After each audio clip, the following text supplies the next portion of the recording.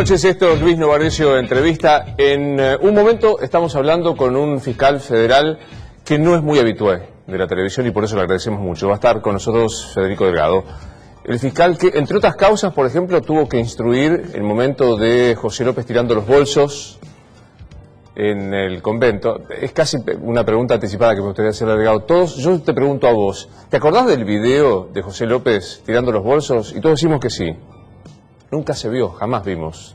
A lo sumo vimos la puerta al convento, la monja, las armas, pero de López tirando nunca se vio. Bueno, estas causas, Odebrecht, Warp, los Panama Papers, ¿qué es un fiscal? A mí me gusta definirlo como el hombre que te representa a vos y a mí en el proceso penal, por ejemplo. También en otros procesos hay fiscales, pero digo, cuando hablamos de cuestiones penales, ahí hay alguien que es el Ministerio Público Fiscal que nos representa como sociedad y que trata de que se cumpla la ley, que se investigue qué sucedió y en ese caso solicita o que se eleve a juicio una causa o las penas. Bueno, vamos a ver enseguida con el doctor Federico Delgado. Para mí una persona interesantísima, de una formación no habitual dentro del mundo del derecho. Digo, alguien que lee algo más que los códigos y que los diarios. Estoy convencido que hoy los jueces y los fiscales leen muchísimo los diarios porque desde el primer día que comenzamos a hacer Luis Novarecio Entrevista, la política está mirando hacia Comodoro Pi o hacia los tribunales. Hoy varias cosas. Diego Lagomarsino declaró como imputado en la causa. Primera sensación, después de todo este tiempo, de 3 años prácticamente, aparece una imputación a alguien que fue el que confesó haber entregado el arma. Yo no tengo claro cuál es el papel que tuvo Diego Lagomarsino en la muerte. Si llega hasta lo que él dice, que entregó el arma o no, sí tengo claro que en todo este tiempo se construyó algo que en los libros se conoce como la posverdad y que es creer más a lo que uno siente como emoción que a los hechos. Y estamos hablando de Alberto Nisman, que es la muerte de un fiscal federal que lleva nada menos que la causa de AMIA. La declaración fue de 10 horas, se lo sostuvo con pulsera tobillera electrónica. Pregunta que me gustaría también hacer a un fiscal: ¿cuándo es que uno queda detenido en un proceso penal? Lagomarsino tiene tobillera, Luis Delía está condenado y está libre, y Vudú, antes de ser indagado, está preso. ¿Cuál es el criterio? Casi como una curiosidad ciudadana, porque yo insisto que, más allá de las pasiones políticas, el sistema penal es una técnica de regulación social y en algún momento hay que pensar que escupir hacia arriba, desear prisión o desear que no. Todavía la ley de gravedad no ha sido derogada en la Argentina y no creo que se pueda. Eso, de escupir hacia arriba, puede provocar alguna consecuencia sobre nosotros mismos. También se lo vio hoy a Amado Vudú al lado de Núñez Carmona, después de que Van der Broele, el hombre de Olfan... A ver, te lo resumo si no sos de los que seguís. ¿Cuál es la imputación? Amado Vudú formaba parte de una estructura, de una organización, para quedarse, entre otras cosas, con la máquina de hacer billetes, y allí había 2 personas. Uno, Núñez Carmona, y Van der Broele puede ser socio. Ahí lo ve, hoy Vudú, el ex vicepresidente de la Nación, al lado de sus abogados y también... ¿Cuál es la imputación? Amado Vudú formaba parte de una estructura, de una organización, para quedarse, entre otras cosas, con la máquina de hacer billetes, y allí había 2 personas. Uno, Núñez Carmona, y Van der Broele puede ser socio. Allí se lo ve, hoy Amado Vudú, el ex vicepresidente de la Nación, al lado de sus abogados y también Núñez Carmona. Van der Broele, que dijo: quiero ser un imputado, no un testigo, un imputado protegido. La sensación que hay hoy, por lo menos del ciudadano de a pie, es que en la justicia pasan cosas. ¿Pasan por convencimiento del derecho o pasan por los tiempos electorales? Cito a Mario Negri, diputado nacional, el jefe del interbloque del oficialismo de Cambiemos, no un kirchnerista. Los jueces y los fiscales tienen más claro el cronograma electoral que nosotros mismos. Los jueces fallan cuando se fueron del poder los que estaban, fallan porque el sistema es engorroso y llegan a este momento, fallan para defenderse cuando son acusados de tener cajoneados algunos expedientes. Cuando uno ve una crisis en el Poder Judicial, en realidad está viendo una crisis en uno de los 3 poderes. Yo sé que decirlo antes de saludar a un fiscal es como comenzar en un juego de cartas en -10, pero yo creo que el Poder Judicial, y perdón la generalización, todavía tiene resabios de monarquía. Todavía hay jueces que creen que solo hablan por sus sentencias. Todavía hay magistrados y funcionarios que creen que pueden escribir sin que se les entienda de qué se trata. Todavía hay funcionarios del Poder Judicial que no creen que los medios de comunicación es un modo mucho más masivo y moderno de dar cuenta de sus actos que decían desde Montesquieu esta parte los que proponían la división de poderes. No es el caso de Delgado, que está acá y que va a charlar con nosotros sobre la justicia, sobre el sistema republicano y sobre vos, que formás parte de este país y querés saber de qué se trata el Poder Judicial. Lo recibimos. Doc, gracias por haber venido. Gracias por la invitación. Un placer. Un placer, es mío. Avanti. Gracias. Por favor.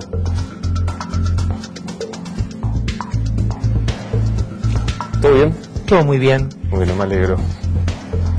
¿Viniste en bicicleta o no? Vine en bicicleta. ¿Viniste en bicicleta? Bueno, ¿arrancamos? Arrancamos. ¿Viniste en bicicleta? Sí, sí, de verdad bien. Porque vivo cerca. Está muy bien. Sí. Calor no te amilana. No, al contrario, está lindo, no hay viento, es un día amigable para la bici, para tener un poco de endorfinas a la hora de terminar el día. Está muy bien. Vas a un hotel, pone Federico Delgado, profesión. Un abogado con un salario muy bien pago que trabaja para representar los intereses de la gente en el Estado. Simplemente eso. Está bien esto que yo decía, digo, el fiscal es el que nos representa a todos nosotros. Bueno, es nuestro trabajo. Somos los abogados de la gente. En los delitos de acción pública. Y ese es nuestro trabajo. Eso es el laburo de ustedes. Absolutamente. ¿Por qué dijiste bien pago? Porque tenemos un gran salario, nos pagan muy bien y me parece que no producimos, en general, de acuerdo al estándar monetario que recibimos. Me parece que estoy de acuerdo en gran parte del diagnóstico que hacías vos. Me parece que hay mucho para hacer en la justicia y este es un momento donde me parece que la dinámica de los hechos está obligando a la justicia a actuar, digamos. Entonces me parece un gran momento, primero para comprender, más que para juzgar, y después de comprender, hablo de la justicia, no de las personas, comprender los problemas que hay, tratar de solucionarlos y ponernos de acuerdo a ver cómo diseñamos un sistema judicial acorde a los tiempos del siglo XXI, con una revolución comunicacional que nos está atravesando a todos, como ciudadanos, como personas privadas, a nosotros como personas públicas, y me parece que hay desfasajes muy grandes. Yo me reía solo de siempre cuando vos hablabas que los jueces hablan por la sentencia y bla, bla, bla. Nosotros todavía trabajamos con telegramas, usamos el fax, digamos, hay problemas culturales muy fuertes. De vuelta, ¿mandan telegramas? Absolutamente, telegramas, fax y cartas simples, cartas certificadas, etcétera, etcétera, etcétera. Entonces, a veces hay un montón de pequeños dispositivos que están cimentados en el tiempo que, si bien no explican en sí mismo un problema que es mucho más complejo, sí permiten hallar algunas pistas para saber por dónde hay que trabajar. A veces no es solo cambiar 12, 15, 20 tipos, cambiar un código, sino que hay cuestiones mucho más profundas que son las prácticas. Los hábitos es lo que más nos cuesta dejar. Ir investigando un nuevo sistema de ciberespionaje o de cibertráfico con un fax es bravo. No, con Google. Con Google, con buena voluntad. Si hay wifi. Y con chicos que son mucho más jóvenes que yo y tienen una relación mucho más amigable con la tecnología y hacen maravillas. ¿Cuántos años tenés? Yo tengo 47 años, 48 años, perdón. Me quedé atrasado porque si no, no te lo pregunto, como lo dijiste 2 veces, ¿cuánto ganas? Y gano cerca de 100.000 pesos. Bueno, no es un sueldo, es un sueldo comparado con un laburante muy importante, pero no es un sueldo de 300.000 pesos. Ah, bueno, pero la media argentina dentro de nuestra sociedad es un salario muy alto. Es muy alto. Un dato, hace poco te atropelló un vehículo, un auto. Así fue. Miguel Bonazo me dijo, fue un atentado contra Delgado. Sí, lo hablé con Miguel, que a quien quiero mucho y me quiere mucho, nos queremos mucho. A mí me parece que lo puedo pensar en 2 planos. Si uno se pone a razonarlo en los lugares que yo frecuento, digamos, los casos que me han tocado, los intereses con los que me he topado, uno puede pensar eso. Ahora, el caso en sí mismo, la reconstrucción fáctica que hasta ahora ha hecho la justicia de instrucción, por el momento no permite pensar eso, digamos, porque tenemos un ciudadano que, como tantos argentinos, respeta, como decía Weber, la ley como le conviene, y un semáforo lo pasó en rojo. Lo pasó en rojo. En el fuero íntimo, Federico, ¿crees que te atropellaron para pasarte un mensaje? Prefiero pensar que no, porque para vivir tranquilo, prefiero pensar que no. ¿Podría pasar? Podría pasar, de hecho trabajamos no quiero ser una cuestión, digamos, corporativa, ni ponerme en un lugar que no me corresponde, pero trabajamos en un estado de indefensión que es bastante palpable. En Comodoro Pi es un lugar donde, con las cosas que pasan, cualquier persona puede entrar con una bomba y nadie se entera, no hay detector de metales, nadie te pide documentos, y la gente que va ahí va con problemas, va con conflictos. Todo el mundo tiene conflictos, algunos para que se los solucionen y otros porque quieren zafar. Y nosotros trabajamos, la verdad, como cuando yo entré a tribunales en 1991. Pienso que no es metáfora, los que vamos a Comodoro Pi, digamos, cualquiera puede entrar con una bomba, poner absolutamente, y hacer volar por pero el cualquier cosa. Cualquier cosa. De hecho, y los días como estos que hay más movimiento, peor aún. Sí, se trabaja en un estado de subestimación de la complejidad de las cosas que es que también me parece tremendo. Vos hablabas de tus causas, yo traté de repasar, son infinitas las causas, pero casos muy sonados. Por eso decía José López y los bolsos. Sí. Es fantástico como la posverdad, todo el mundo vio a José López tirar los bolsos. No hay video de eso. No hay video de eso porque esa cámara no andaba. Ya me parece que el caso de José López es un gran disparador para pensar nuestra justicia. Yo me hago cargo de eso porque buscamos plata por muchos lugares y la tenía en el tanque de la casa. Y eso me parece que resume un poco la forma en que la justicia se acerca a los hechos, ¿no? Vivimos pensando pistas, que A, que B, que C, que este plano, que el otro plano, que vamos por acá, vamos por allá, que el exhorto, que Brasil, que Estados Unidos, y el tipo tiene la plata en la puerta de la casa. Y de eso hay que hacerse cargo, evidentemente ahí hubo errores. Además de todas las cosas que uno puede pensar, pero además hubo errores de acercamiento a los hechos, que son autoevidentes. ¿Qué impresión te dio humanamente José López? En el momento en que lo vi, me pareció un hombre que estaba absolutamente choqueado. Absolutamente choqueado, que no podía creer lo que le estaba pasando. El cuento periodístico fue, alguien le dijo, te van a ir a detener, sacate de encima la plata. Eso no lo sé, eso la verdad que lo leí por los medios, igual que todos los ciudadanos. Lo que yo vi fue un tipo que estaba vencido, que estaba muy nervioso y que incluso tuvo algún momento violento ahí delante del juez, que lo trató con mucha caballerosidad, pero diría que casi como un reo común, digamos, por las complejidades que en general tienen los reos cuando se enfrenta a una situación de detención ante un juez, que es una situación tremenda. Uno si escribe todo eso, te dicen, no exageres, digo, el tipo tirando los bolsos, dejando el auto encendido, con... Las armas, unos cuantos millones todavía en el baúl. En un convento, con monjas que no sé si eran monjas. Absolutamente.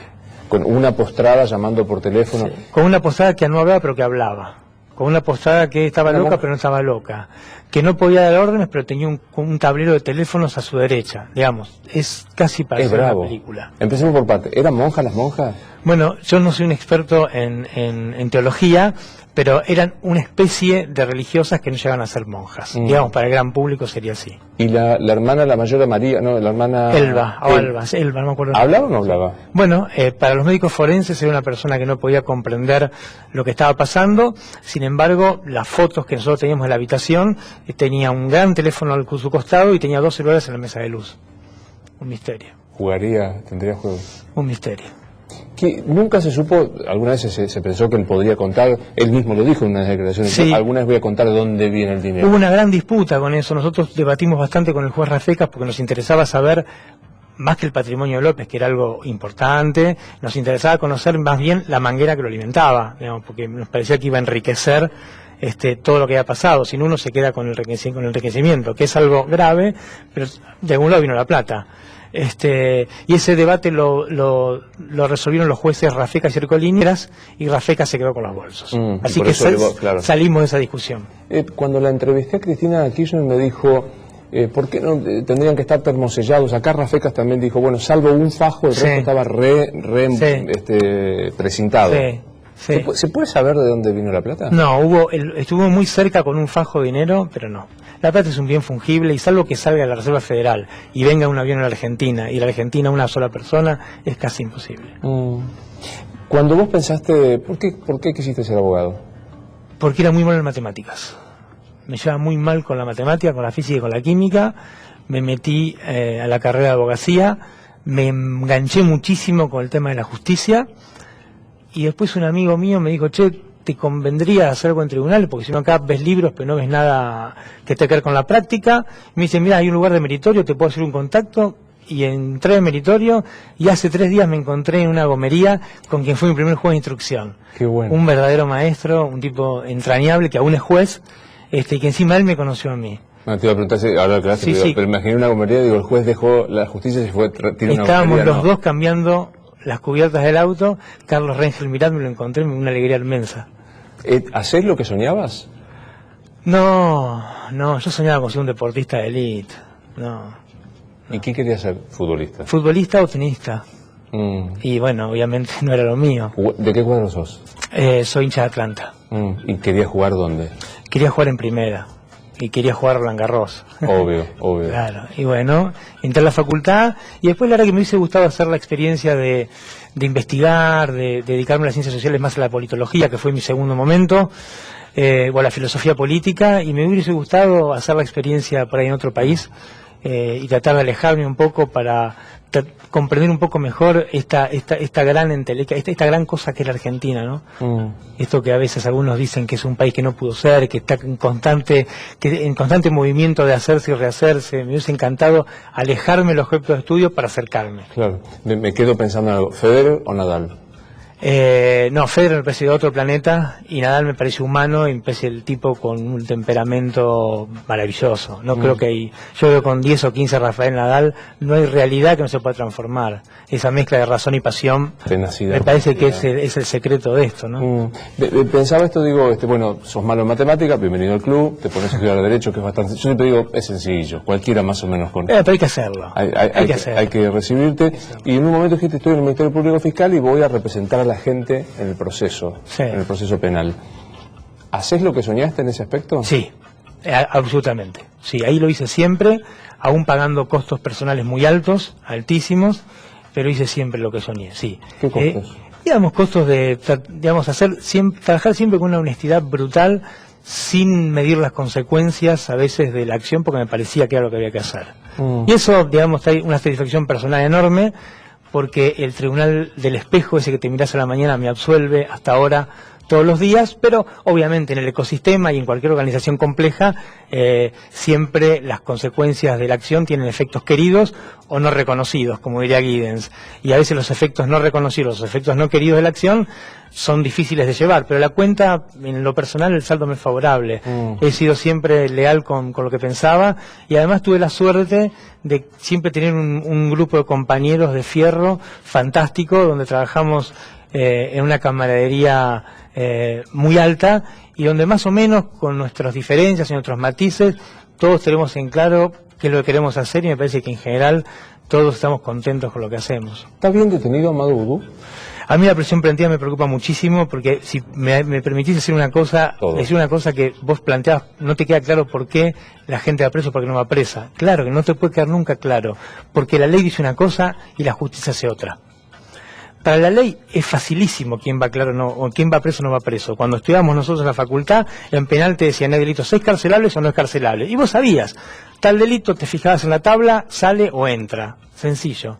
Eso aún está en la ley, aún está en el Código de Procedimientos. Lo que pasa que yo creo que como un efecto del 2001, cuando todo se derrumbó, y sí, me parece que estamos ahora transitando el momento más fuerte del 2001, allá por el 2004, unos jueces dijeron, esto que dice el código no vamos a aplicar más, está mal interpretado. Olvídense, vamos a guiarnos por otros dos parámetros, no el monto de la pena, sino vamos a ver si hay riesgos o si el tipo se quiere fugar. Con lo cual, lo que era una tabla matemática, buena o mala era una tabla, pasamos a la discrecionalidad absoluta de los jueces. Y eso tiene el riesgo de la discrecionalidad, digamos. Vos te levantás un día de mejor humor, yo también de mejor humor. Tiene el riesgo de la discrecionalidad, digamos. Vos te levantás un día de mejor humor, yo también de mejor humor. Hay cosas que nos afectan más, nuestras emociones son diferentes y permitimos sustituir la tabla aritmética por nuestra subjetividad. Entonces me parece que pasan estas cosas. La Argentina hasta hace 3 años o 4 no iba preso absolutamente nadie.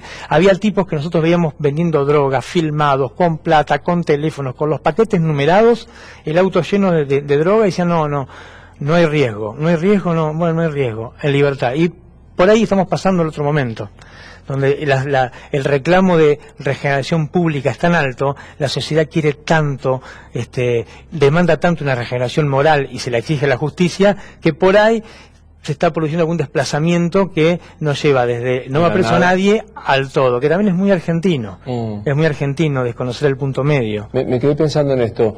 Por ahí tu libertad depende de si el juez en la casa no tuvo un mal día o no tiene... Pero no es que el juez, de tal juez u otro juez, es la vida así, somos los humanos así. Digamos, vos trabajás con un montón de gente y la gente, como me pasa a mí, deben decir, hoy vino de un tal manera, le pregunto, hoy vino de tal modo, no le pregunto, espero después, porque mirá cómo está rayado, tomó el agua más rápido, Entonces me parece que, por eso la ley penal sobre todo siempre es reglada, digamos, la idea es que el juez tenga el camino bien marcado, porque si no, digamos, no es joda, se está debatiendo la libertad de una persona, su patrimonio, el honor, su grupo familiar, hay vidas que se rompen, digamos, y después se producen grietas que no se pueden recomponer. Entonces me parece que la prisión preventiva es algo muy peligroso y que me parece que hay que debatirlo otra vez, y es probable que el otro sistema haya sido muy malo, el de las tablas, pero era algo que se podía prever, era algo que vos podías pensar a largo plazo que tal iba en cana y tal no iba en cana. Eso me parecía saludable. Por ahí era demasiado rígido, como puede ser, busquemos un camino intermedio, claro. Pero me preocupa la oscilación. Vuelvo a la pregunta, ¿Vudú está bien detenido? No lo sé porque no conozco la causa, soy un irresponsable si lo digo. Pero habrás leído el fallo, el famoso fallo de la Cámara. Sí, no es nuevo, digamos, fue nuevo por ahí, por el caso, que fue el caso creo que de Río Turbio, donde se dictó, que entonces era una cuestión que se debatía en los medios de comunicación, pero esto no es para nada nuevo. Hace mucho tiempo que a la hora de tomar en cuenta los riesgos, digamos, para los pobres es fácil, no tiene plata, no tiene casa, tiene antecedentes, se va a fugar, entonces va a la cárcel. Con los poderosos es más difícil. ¿Qué medio tienen para evadir la acción de la justicia? Bueno, pueden apretar testigos, pueden destruir pruebas, pueden sobornar funcionarios. Entonces no es algo nuevo, pero por ahí lo que pasó ahora es que esto se conoció en una causa donde la opinión pública tenía los ojos puestos y entonces se empezó a debatir. Pero en rigor de verdad era el argumento que había desde hace mucho tiempo para encerrar a la gente en Argentina no hay muchos poderosos encerrados, pero digamos de poder medio. Me quiero que enseguida vuelvo al tema Vudú o del fallo de Irurzun, ¿no? Y de Bruglia, pero me quedo con esto. Vos sos pobre y sos, en este concepto discrecional de la interpretación de la ley, altamente riesgoso de fugarte. Pero anda a una cárcel. Y va a ser la población. En la cárcel están mayoritariamente absolutamente. Argentina, y esto es muy personal, fabrica violencia, Argentina fabrica pobreza, y el sistema penal, en cierto modo, lo que hace es de algún modo regular eso, y lo regula con la prisión. Digamos, es trágico, pero entonces a veces pedimos más cárceles, pedimos penas más duras, y por ahí no discutimos a la par, porque no digo que no tenga que haber gente en cana, hay que haber premios y castigos, si no, no se puede vivir en sociedad, es elemental, pero también hay que discutir la fábrica social de violencia, de exclusión, que evidentemente es una fuente que alimenta constantemente las cárceles. Sí, profundizar un poco más ese concepto. La Argentina fabrica pobres, fabrica exclusión. Y fabrica violencia, digamos. Nosotros estamos en una zona privilegiada y por ahí nos movemos en un lugar privilegiado, pero basta acercarte a los tribunales para ver lo que es la población carcelaria, los turnos. Nosotros tenemos turnos. Los juzgados y fiscalías son como farmacias. Un tiempo están abierto a las 24 horas. Entonces ahí te das una fotografía durante 15 días, las 24 horas, qué trabaja la policía, a quién aprende, a quién detiene, a quién investiga, y nosotros hacemos estadísticas hace ya 10 años con los números nuestros, y es constante. Digamos, la población es siempre la misma, incluso pasan cosas que son grotescas. Vos ves la zona sur de la ciudad de Buenos Aires, la policía hace un montón de procedimientos por drogas, y en la zona norte en Palermo parece que nadie consume. Ves a las estaciones de tren y ves un montón de detenciones de tipos que están estereotipados, ¿no? Por la ropa, por la forma de caminar, por los rasgos, que siempre tienen droga encima. Sin embargo, en las zonas por ahí más acomodadas ves que o no hay droga o no la ve nadie. Digamos, entonces me parece que ahí hay un montón de cosas que hay para trabajar. Y esto corre por mi cuenta. A mí me da como, voy a ser bien antiguo, me da apuro, por no decir náuseas, defender a Amadou Vudú. Pero creo que el debido proceso, el Estado de Derecho es tan generoso que incluso a tu peor enemigo le merece el debido proceso, sin dudas. Sin duda. Y a mí me impactó que Amadou Vudú queda detenido por el riesgo del riesgo. El riesgo del riesgo, no ya solo el riesgo. Como él fue funcionario, como él tejió lazos, tiene riesgo de provocar un riesgo de fugarse. Yo dije, el riesgo al cuadrado es muy severo.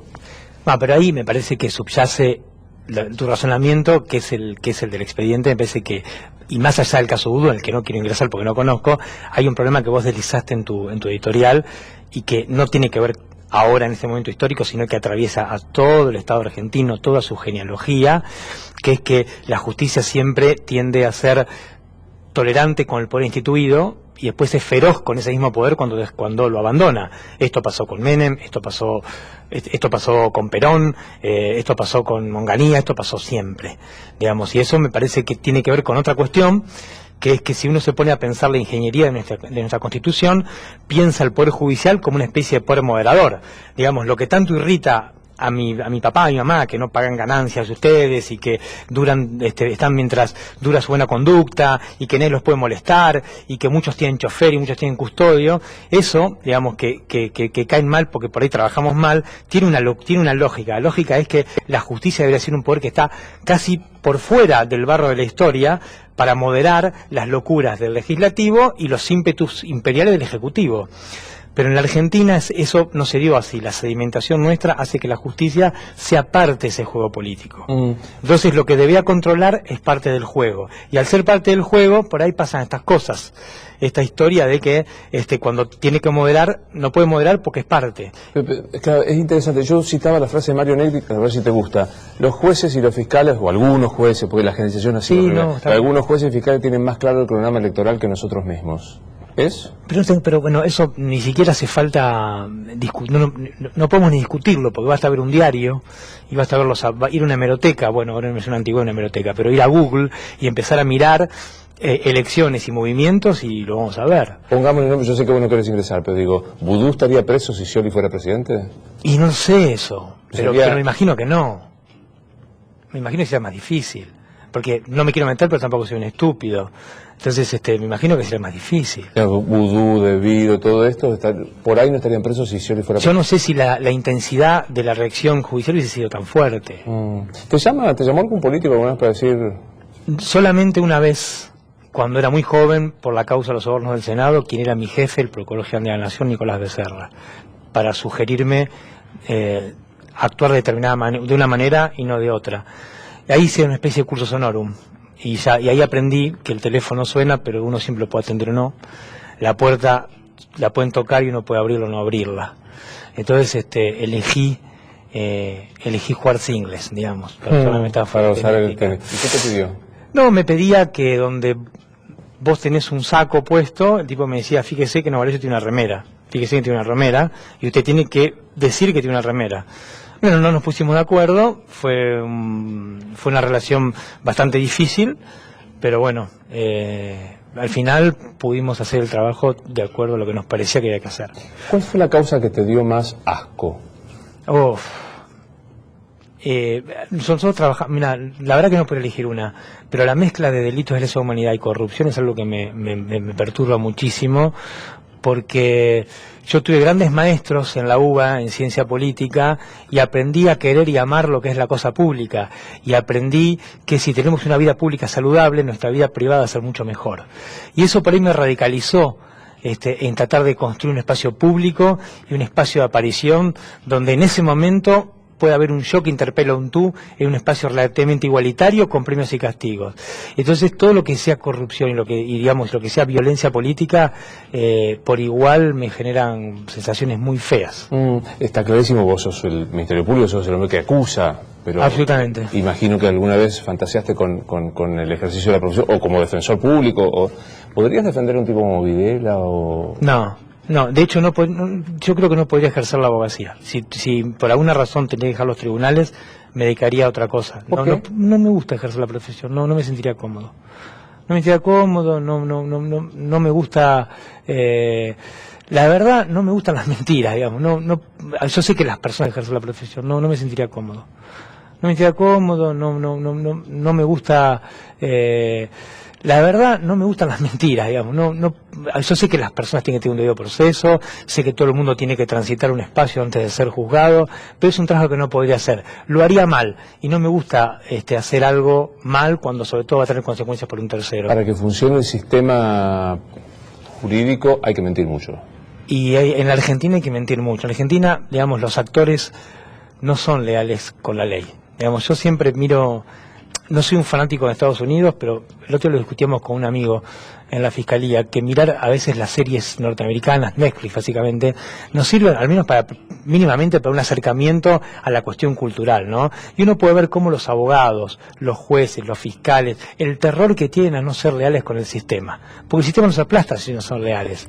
Y en la Argentina, la verdad, gana el que es más desleal con el sistema. Al menos yo lo veo desde la profesión de abogado, lo vivo diariamente. El tipo que más desleal es, el que más miente, el que acusa, el que amenaza, el que coimea, el que amedrenta al policía, el que tiene el amigo con un contacto, ese es el que gana. Entonces me parece que es difícil ejercer la profesión en un lugar donde la ley funciona como un instrumento y no como un espacio que tendría que ser igual a todos. Es pregunta obvia, genérica y no busco el título, pero ¿hay mucha coima en Comodoro Pi?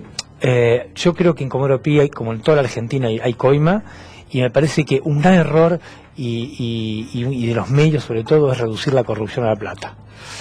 La corrupción es algo mucho más complejo que el dinero. El dinero es terrible. Que un juez o un fiscal se venda es terrible porque se está vendiendo el tipo que va a disponer, por ejemplo, en el Foro Penal de tu libertad. Pero hay muchas corruptelas que son igual o más graves y permanecen opacas. ¿Por ejemplo? Y básicamente tiene que ver con usar la cosa pública para fines privados, con los acomodos para llegar a juez o a fiscal, con la manipulación de los concursos, con las denuncias contra jueces y fiscales administrativas para disciplinarlos, con el desgaste a través de bocones que van a los medios de comunicación. Digamos, me parece que hay un montón de corruptelas que son tan o más graves que el dinero, y que en definitiva me parece a mí, y esto es muy personal, nos pinta un poco de cabo a rabo los argentinos, ¿no? Creemos que la abogacía en este caso es una profesión y no la tomamos como una vocación. Y Weber distinguía muy claramente la profesión de la vocación. Y la profesión es algo que es un medio para conseguir plata, prestigio, fama. La vocación es algo que uno ama. Entonces, en la Argentina, en estos momentos, con una justicia que es lo que yo conozco, con tanta crisis, me parece que es un lugar más para la vocación que para la profesión. Y es momento de que haya muchas vocaciones y mucha gente que quiera crear algo, pertenecer a ese algo, cuidarlo y mejorarlo.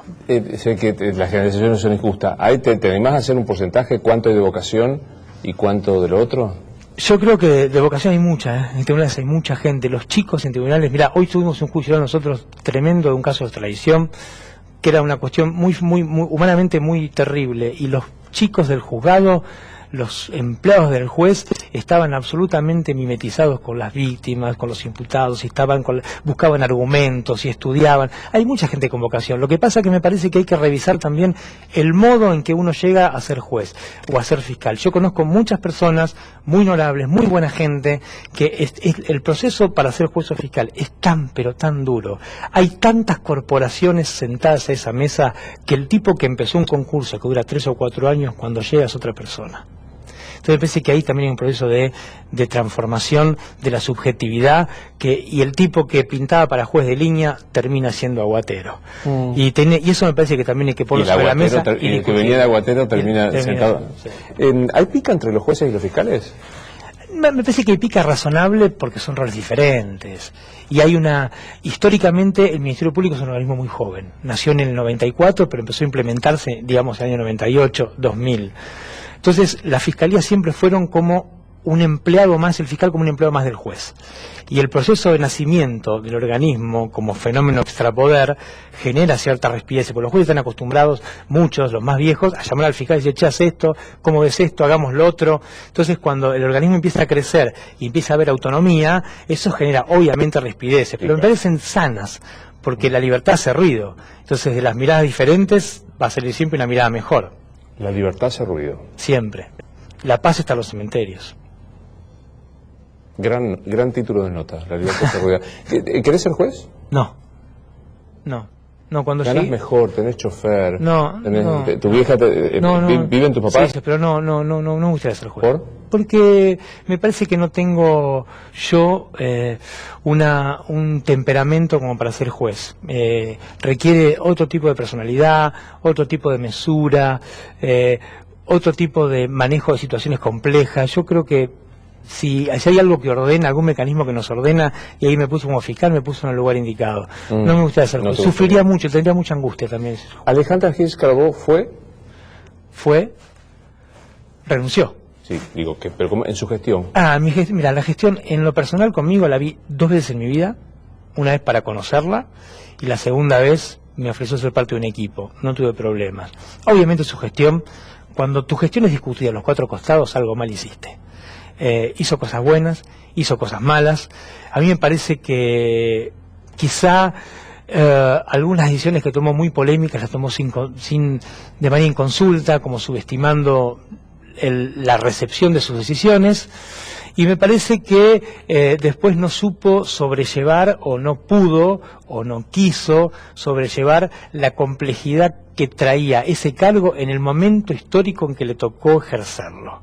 Digamos, era un momento de mucha crisis, con el kirchnerismo que se empezaba a ir pero no quería, y un montón de coaliciones que se formaban y que empezaban a disputarse muchas cosas. Y no sé, me parece que a lo mejor no quiso o no pudo ver esos tiempos históricos y no estuvo a la altura de lo que ese cargo quería. Es un cargo muy complicado, es un cargo central en cualquier país de Occidente, porque es la persona que diseña la política criminal de un país, digamos. Nada menos. Es nada más, es una responsabilidad institucional altísima, y me parece que exige colocarse en un lugar como lo prevían nuestros padres fundadores, casi por fuera de las relaciones sociales, un poquito lejos para alejarse, pero para acercarse. ¿Sos justicia legítima? No, es una mentira. ¿Puedo decirlo cómo nació? Claro, obvio.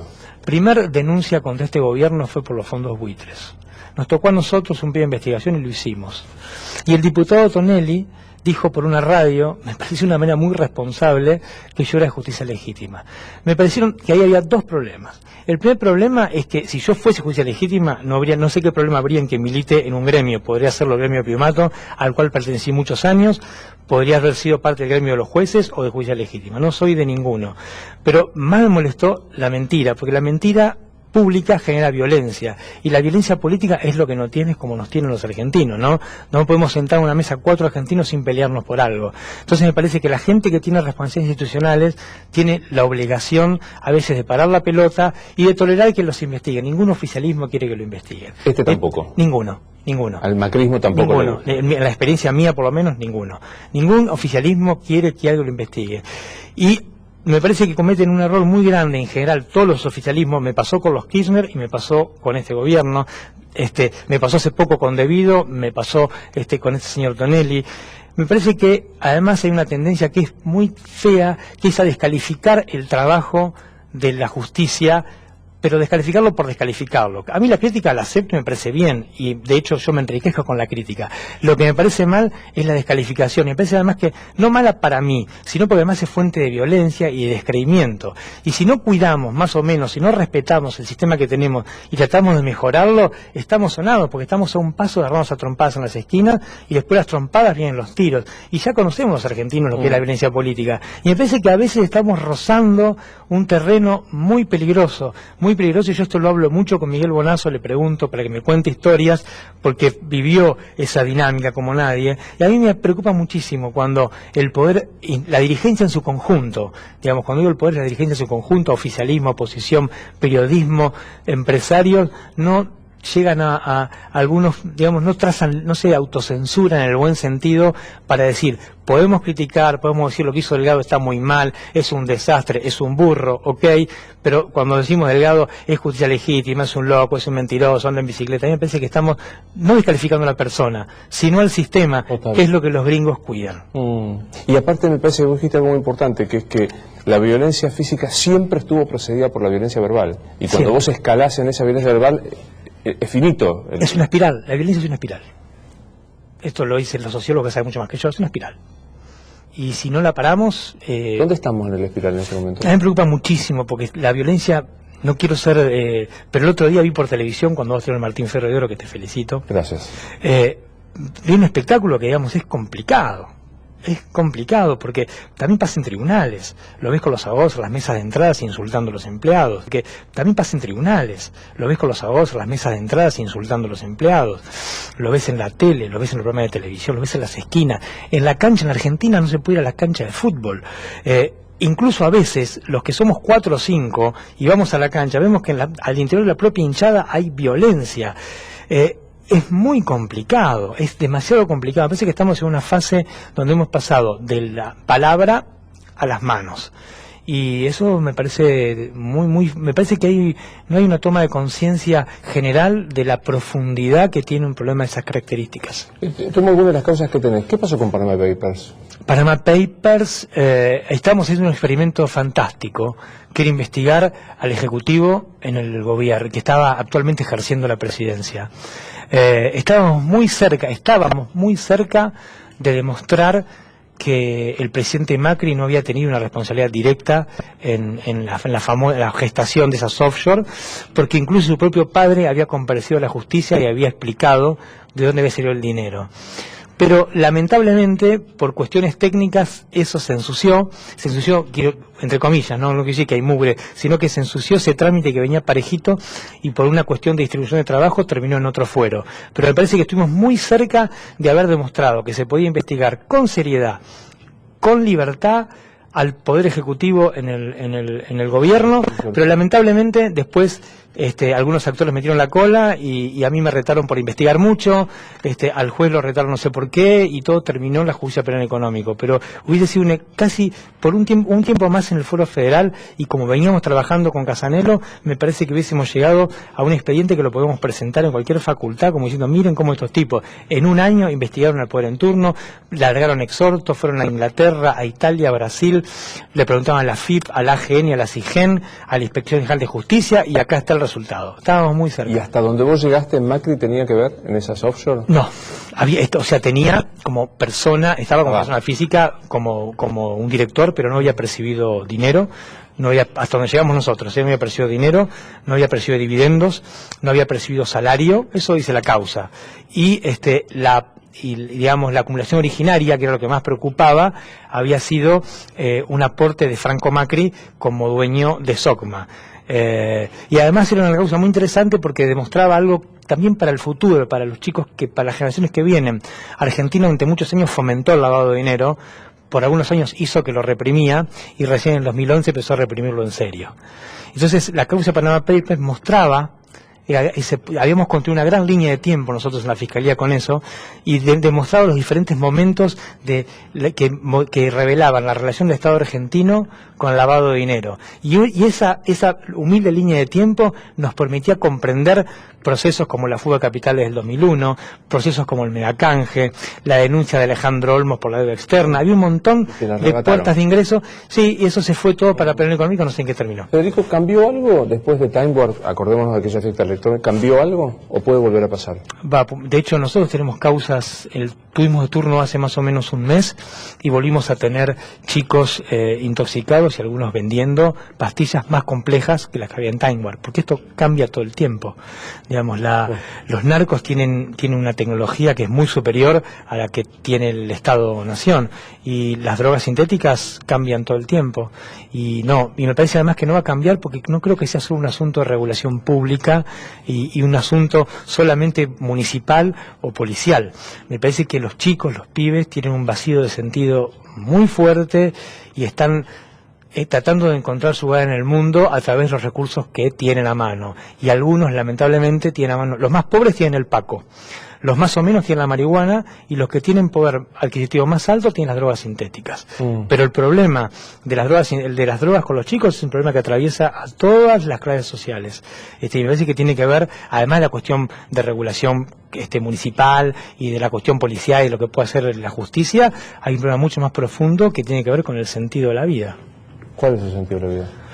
No lo sé, yo lo busco todo el tiempo, pero trato de alimentarme a través de un imaginario que me permite pensar que algún día se va a poder fundar la libertad política, que vamos a poder vivir en paz relativa y donde va a haber un espacio público y podamos discutir los asuntos de la ciudad, los asuntos comunes, en un clima con mucho ruido, pero en un clima de mucho respeto y donde podamos vivir una buena vida, como decía Aristóteles, básicamente eso.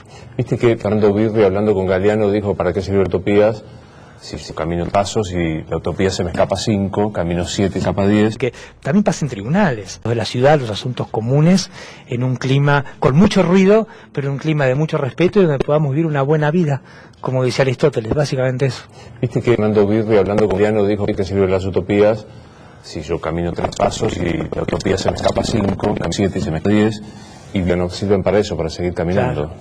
Es como caminar sin utopías. Sin pensar que lo que va a pasar mañana no es mejor, es difícil caminar.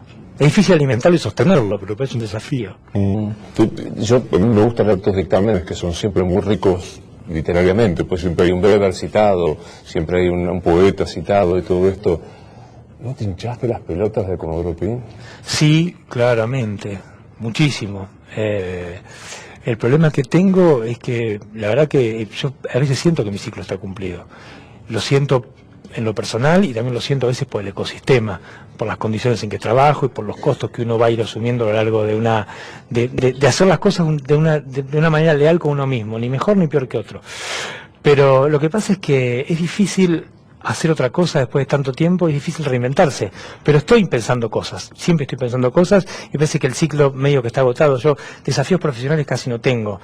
Las causas más grandes que tuve las logramos llevar, no gracias a mí, sino gracias a mis compañeros, a la instancia de juicio oral que es la que corresponde. Siempre perdimos hasta ahora, siempre perdimos, pero hasta donde pudimos las empujamos. Después se mezclan otras cosas y los jueces hacen su trabajo como mejor les parece. Pero sí, me parece que es la verdad que yo tengo muchas ganas de hacer otra cosa. Ayúdame con los que yo citaba, Tanguard, José López, Alacino, los Comas del Senado. Sí, tuvimos Devido por Odebrecht, que nosotros tuvimos la indagatoria en el 2007 a Julio Devido. Por la misma causa que ahora está en boga de Odebrecht, que ahora lo van a indagar creo que a fin de noviembre. Por eso digo, 10 años, o sea, vos pediste en el 2007 que lo indaguen y a 2017 todavía no lo indagaron. No. Bueno, el caso de López, un informe de prefectura duró exactamente 8 años en confeccionarse. ¿Y qué informe sofisticado pedían? Era básicamente reconstruir parte del patrimonio de López, pero ahí uno tiende a pensar siempre, Coima, López, Devido, pusieron plata. A veces es tremendo cómo conspiran contra la justicia las prácticas culturales que habitan el sistema judicial. Porque vos sos abogado, hablas con un amigo tuyo que hace laboral, ¿y cuánto le cuesta cobrar un despido? Un choque, un daño sin perjuicio, ¿cuánto le cuesta? 10 años. Digamos, estamos discutiendo penal porque es lo que nos abraza en este momento. Pero Devido, le pedís la indagatoria del 2017 por Odebrecht. Sí. Y estás en 2017 y no se la dieron. ¿Qué fue, temor? Vos pensás, la vida parece que es la dinámica de la justicia argentina. La causa de la AAA todavía está abierta. AAA. 1972, 73, 74. Ahí sentado un colega tuyo que es Campagnoli. ¿Cómo te llamas con Campagnoli? Bien. Dijo, hay jueces cómplices y jueces cobardes, o funcionarios, pongamos en este término, funcionarios cómplices y funcionarios. Absolutamente de acuerdo, sí. Y hay cobardía, y también la cobardía hay que comprenderla, porque me parece que también es momento de comprender, juzgar por ahí es más fácil, pero a veces hay que comprender también, porque los tipos trabajan de una manera, digamos, hay un plano que es el plano de la descripción, de lo que el plano del deber ser, para eso en términos jurídicos, pero en la Argentina el hiato que separa cómo funcionan las cosas a cómo son es muy alto. ¿Quiénes son los tipos? Pues hay los tipos que manejan, digamos, los resortes institucionales más importantes. Digamos, los jueces también necesitan gente, viromes, fotocopiadoras. Necesitan tranquilidad, necesitan no porque un tipo venga y se enoje por la resolución que dictó el juez, le pide un juicio político y lo tengan investigando 4 años. Digamos, hay un montón de dispositivos de disciplinamiento que están en manos de actores que yo a veces los veo en televisión, declamando la autonomía judicial, la independencia, y que realmente podrían hacer muchas cosas para que la justicia sea autónoma y sea independiente. Sin embargo, todos se apropian, es como que hay un sistema que funciona mal, que todo el mundo quiere cambiar, pero que por alguna cuestión que yo no llego a comprender, es remunerativo servirse de él. ¿El kirchnerismo apretaba jueces? El kirchnerismo apretaba jueces, yo creo que el kirchnerismo lo que hacía era atropellar, digamos. Yo me acuerdo una vez tuvimos un secuestro extorsivo y Aníbal Fernández me puteaba a mí por televisión, porque eran unos policías los que estaban secuestrando, digamos.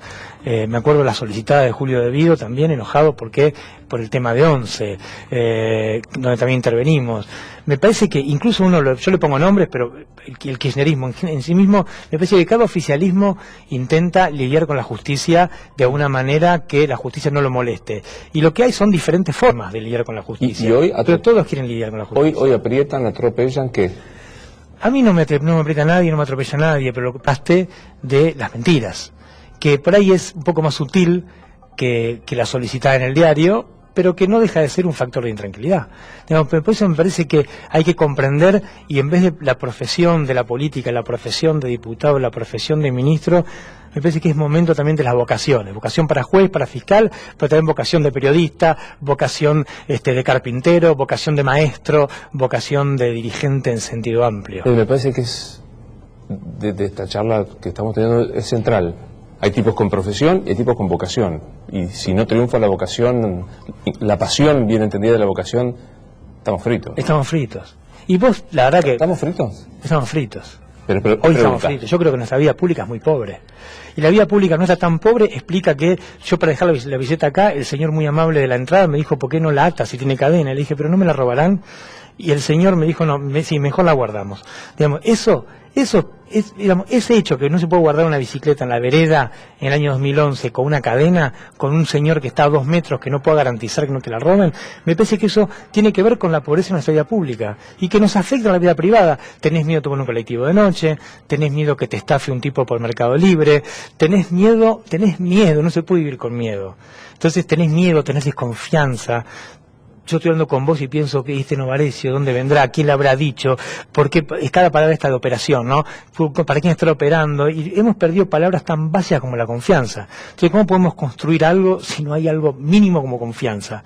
Entonces, me parece que por eso estamos fritos. Y una cuestión mínima de confianza y a priori. Y a priori. Sentarte y darla. Después yo tocar la derecha. Después podemos ser amigos, podemos pelearnos. En fin, podemos no vernos nunca más.